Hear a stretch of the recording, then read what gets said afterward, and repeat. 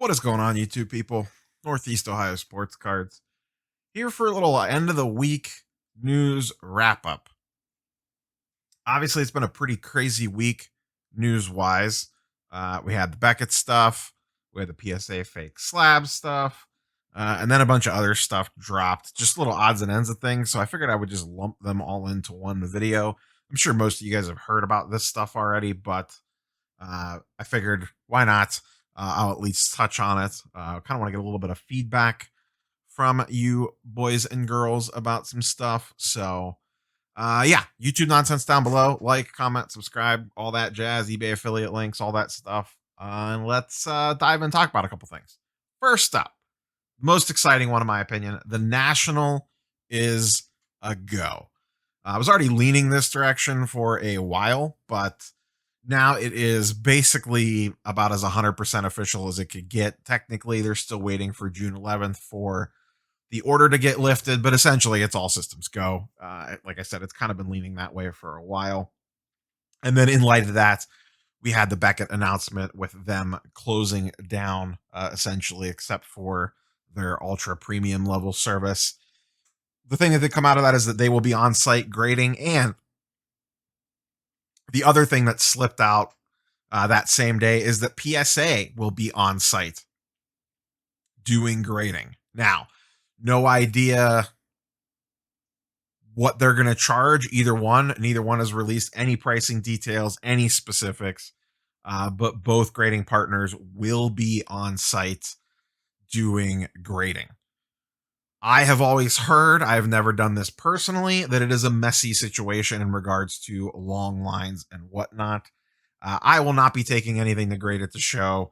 I don't have anything that desperate that needs graded, and that's not how I want to spend my time, most likely waiting in a very long line to drop stuff off to PSA and Beckett. Maybe you pick up something crazy there and you want to run over and get it graded. I don't know. So we'll see how that process goes and once things fall out from that. The National, I will absolutely be attending. I've mentioned that multiple times. I am arriving Thursday afternoon, early afternoon, and we'll be there through Sunday. I don't know how much time I'll do at the show on Sunday.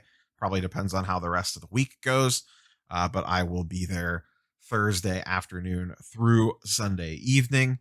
I have already reached out to a few other content creators that are going to try to scheme some things potentially, so we'll see what happens with that. So my question for you all is, I'm going to shoot some show floor footage for sure. But I don't think I'm going to do a ton. I just feel like there's plenty of other channels that do that better than I do it.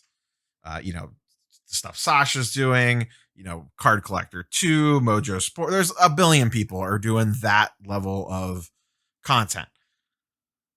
So I will shoot some stuff from the show floor, absolutely, just to give my perspective, but that is not primarily going to be the content that's going to coming out of my channel during the National. At least that's my thought process early on. Part of what I would like to know is, what do you guys and girls want to see or hear from the National? Are you more interested in the vlog style content, or are you more interested in kind of like just people discussing end of day, like, hey, this is the vibe, this is what I'm hearing, this is what I'm seeing, that sort of stuff? Or do you want I'm going to walk around with the camera and try to bang out some deals and whatnot? I am personally leaning more towards the latter, of more of a, hey, whether it's just me or me and other content creators or whatever, kind of putting out something like a daily recap of, this is kind of what the chatter is, that kind of stuff. Kind of like what me and Hannah did with She Collects Cards post Dallas, even though I wasn't there, but something more along that style. I don't know. I'm still trying to come up with, I have a bunch of ideas, but I'm still trying to come up with more. But I am curious, what do you guys and girls want to see from the National content wise? Whether it's something like I described or just something completely off the wall, just let me know in the comments down below, and I'll take a look and think about it. Like I said, I have some ideas, but I am curious, what do you want to see coming out of the National content wise? What are you most interested in? Well, if you can't be there, what do you want to know, see, hear, that sort of stuff? So, but I am beginning to make plans for that, getting equipment ready, figuring out what I need, getting stuff ordered, all that jazz. Cause I would like to be able to edit and post while I'm there, essentially. So, I need a new laptop for that and a bunch of other nonsense. So, getting all those ducks in a row. I was waiting to be 100% sure that it was actually going to happen before I went out and bought a bunch of stuff. But we are well on the way. And if you're going to be there, if you're a content creator and you're going to be there, or just a watcher or whatever, I don't know, I'm going to have like a get together or anything crazy like that. I don't think I have that sort of power or clout or anything along those lines. Why someone would even want to meet me is beyond me. But yeah, I will be there. If there's any sort of hangout or anything, I'll probably post on Instagram or Twitter. So make sure you're following me on those two places. But I will be there. If you see me, absolutely come up, say hello. Let's talk shop, whatever.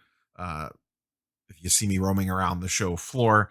So let's move into the next thing, and that's the eBay thing. Everyone's seen this by now. To be honest, it's nice to see. All right, there's two sides to this coin. One, it's at least nice to see that eBay understands some of the trials and tribulations that we as sellers have on eBay when it comes to selling sports cards. So that part's good. The flip side of this is I don't know that this changes a ton. So if someone puts a request in to bid retract, are you going to say no? And then they just pay and return it later?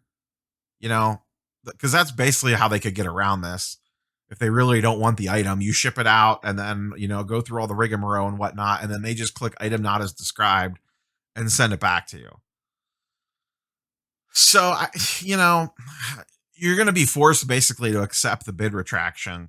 I guess the only thing that prevents is maybe like some last minute chicanery at the very end. But then, like I said, they could just either still not pay for it and then they get an unpaid item strike, or pay for it and just return it to you with a not as described. Once again, it's nice to see that they are at least trying to make some baby steps to help us.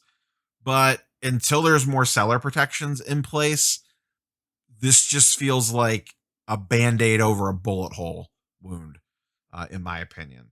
I guess the only thing it does is it puts people like that on your radar. I think Flipping Steve talked about that in his video that he did, is like, now you at least know, like, these are the people that are bid retracting, so you could block them from bidding on your future items and all that in the eBay settings.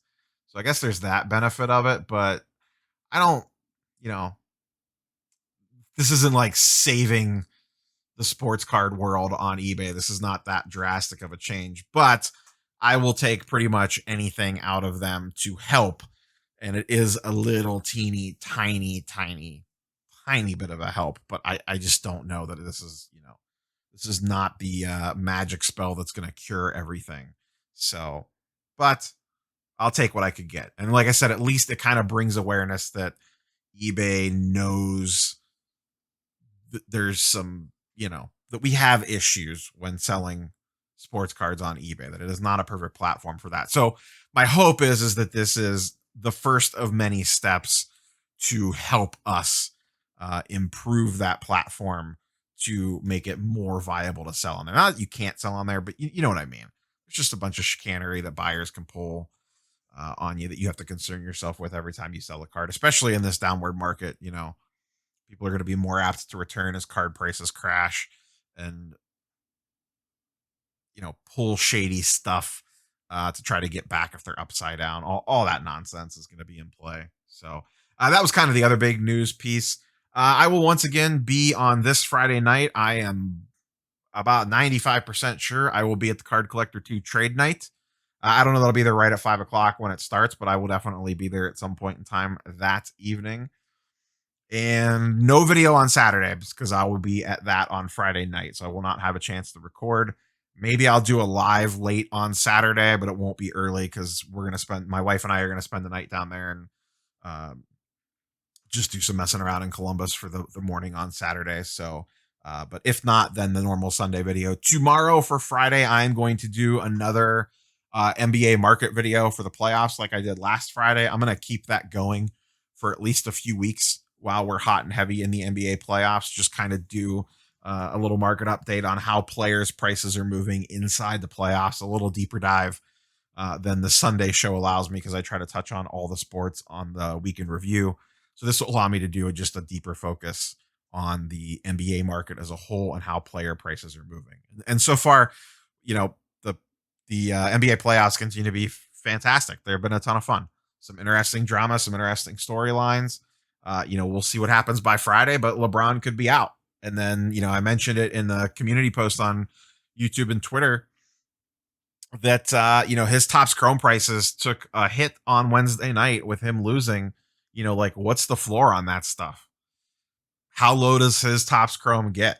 And does it start affecting his other stuff like his refractors? And I don't really follow the auto game too much on him, but that ultra high end stuff of his. But just like his base level rookies, like PSA 10 Topps Chrome, his Bowman, first the regular paper tops, all that stuff.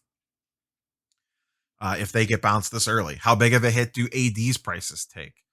If they get bounced in this first round with him hobbled. Now we have the 76ers with Embiid getting injured, and now the East all of a sudden, is Trae Young in the Eastern Conference Finals now, potentially against the winner of the Bucks Nets. Like that would be spicy. I don't think they're going to win, but just Trae making the ECF would be kind of a big deal. And the West continues to remain wide open, though I think it's probably going to be the Jazz or the Suns. I don't know. And that the Nuggets and Blazers series is anyone's. I think that's going 7, frankly. And Dame was insane the other night, like absolutely insane. So playoffs continue to be fun. So that'll be tomorrow morning's video is a deep dive look at the NBA playoff market to this point so far, 2 weeks in. But that's all I got for you guys and girls today. Once again, let me know what kind of content you want to see come out of the Nationals, specifically from me. Catch you guys on Friday for the NBA playoff thing. YouTube nonsense down below. Like, comment, sub, all that jazz. eBay affiliate link if you want to go buy some stuff. And we'll catch you Friday morning. Peace.